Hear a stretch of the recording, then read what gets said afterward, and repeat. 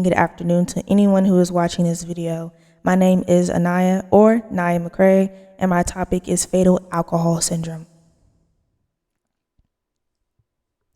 So I want to start you guys off with a quick question. What if I told you that a single decision made during pregnancy could affect a child's entire life, from their physical health to their ability to learn and socialize? That's the reality for thousands of those children born with fetal alcohol syndrome, or for short, FAS. Fetal alcohol syndrome is a very, very serious lifelong condition caused by alcohol exposure during the pregnancy. Basically, this is when a woman consumes alcohol as she is pregnant, and this basically disrupts the fetus growing and growth. It's completely preventable, yet it remains one of the leading causes of developmental disabilities in children around the world. This makes it a critical issue in today's society, especially as many people still aren't fully aware of its lasting impact.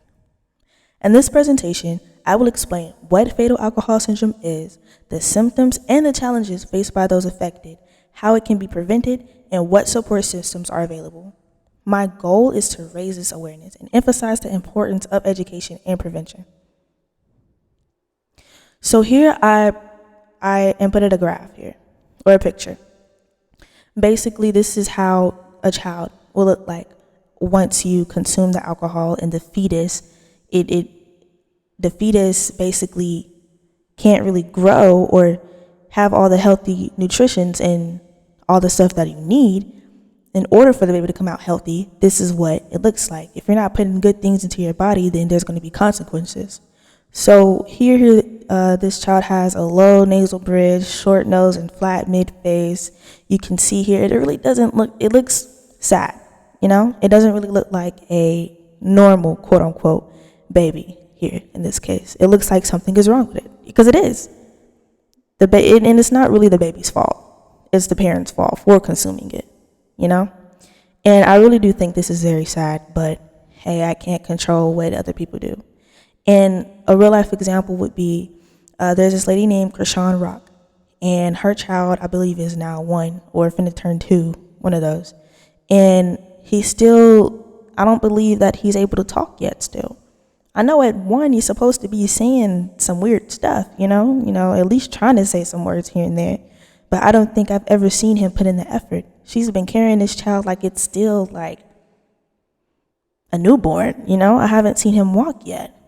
And I analyzed and I looked, I'm like, something is wrong with this child, for real. And comes to find out that she was consuming alcohol. And I'm not understanding on how you can do that to your own child, yet you say that you want your child to be healthy, but you're not putting in these healthy nutrients for your own child. So I think that's kind of backwards. But yeah, this is what your child could potentially look like when your child has fetal alcohol syndrome. So the core issue, I want to take a deep and a closer look to the core issue. Fetal alcohol abuse, more commonly known as fetal alcohol spectrum disorders, FASD, with the fetal alcohol syndrome being the most severe form. Fetal alcohol syndrome occurs when a baby is exposed to alcohol before birth. Alcohol passes directly from the mother's bloodstream to the developing fetus.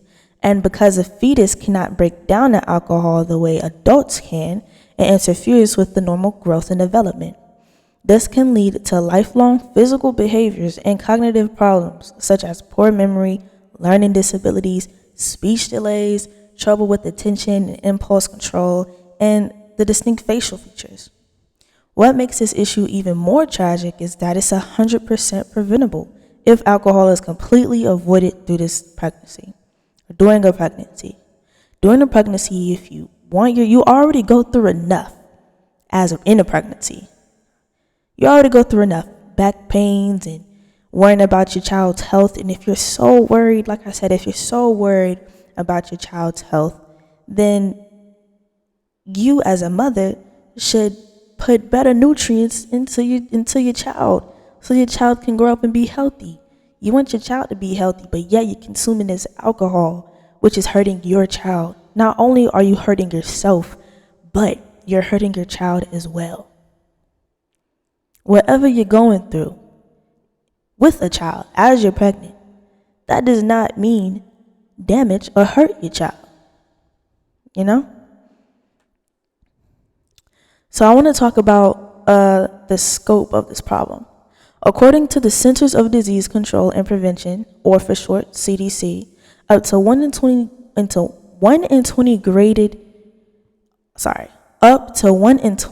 school-age children in the U.S. may have FASD. That's more than autism, yet FASD often goes undiagnosed or misdiagnosed. And that's really crazy because they can diagnose or misdiagnose it. And this is more with the people who has autism, you know? And each year, this is like a worldwide thing, babies are born with FASD. And thousands of those are in the U.S. specifically. In 2022, a national survey found that 1 in 9% women reported drinking alcohol in the past 30 days. Of those who drank, about 40% reported binge drinking, which greatly increases the risk of severe birth defects. Now, having a little fun here and there, okay, cool, but you're doing it every day? I mean, you shouldn't be doing it here and there anyway if you want your baby to be healthy. You shouldn't be doing it at all. You're trying to protect your baby, your child, you know? And no matter how stressed you may get in life, do not pick up that drink. Do not pick up that blunt.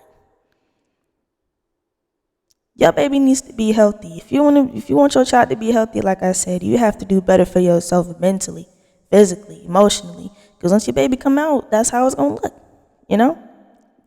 So the mixed reality in this is that many people either don't know the risk of drinking during pregnancy, or they receive mixed messages from friends, family, or even online sources. What that means is basically, you know how family members be like, oh yeah, I did this and ain't nothing happened and this, that, and the third. Well, I mean, people are different.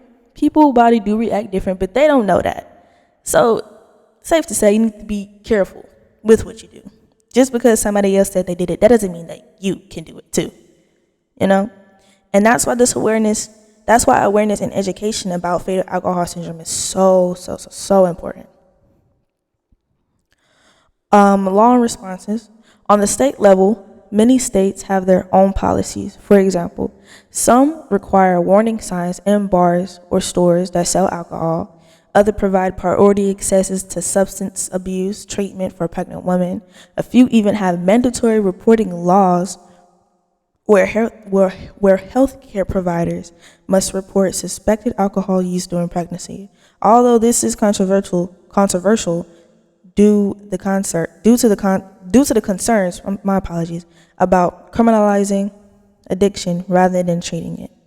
So one key organization addressing this issue is the National Organization on Fetal Alcohol Syndrome, or NOFAS. Now,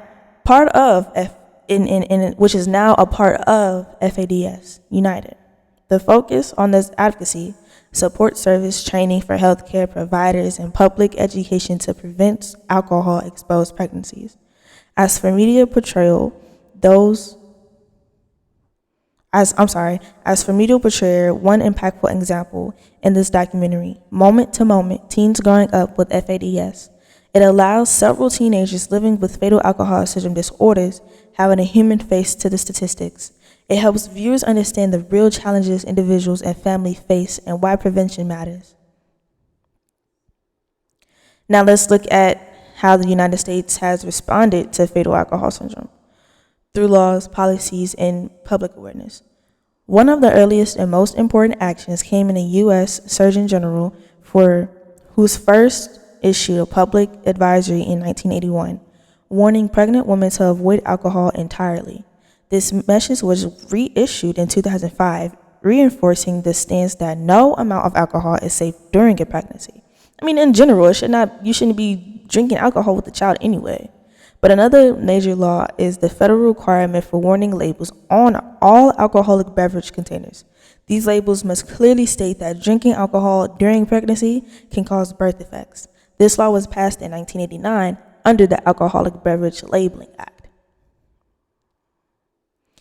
The global perspective, when I looked this up, I honestly didn't. When I did some research, I honestly didn't know that this was global. I mean, I knew that it happened in the United States, but like I really, I know some countries and stuff they are very strict. So I didn't know all of this.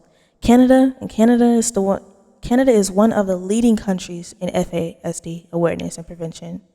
And the Canadian government has invested heavily in education campaigns and has national guidelines that recommended complete abstinence from alcohol during pregnancy.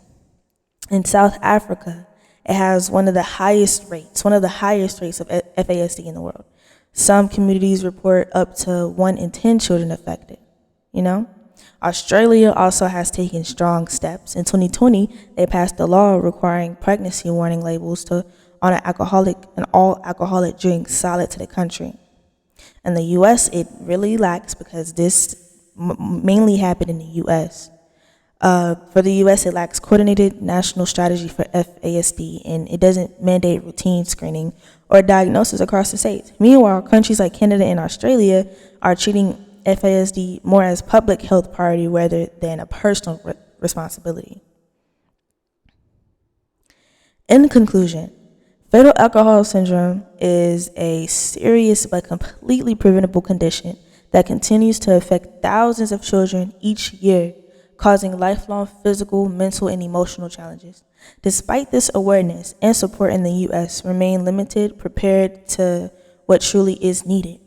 Yes, I believe the U.S. does have an obligation to be a world leader in this era as one of the most developed nations with access to advanced healthcare, education, and public health infrastructure. And the U.S. is a strong position to lead global prevention efforts.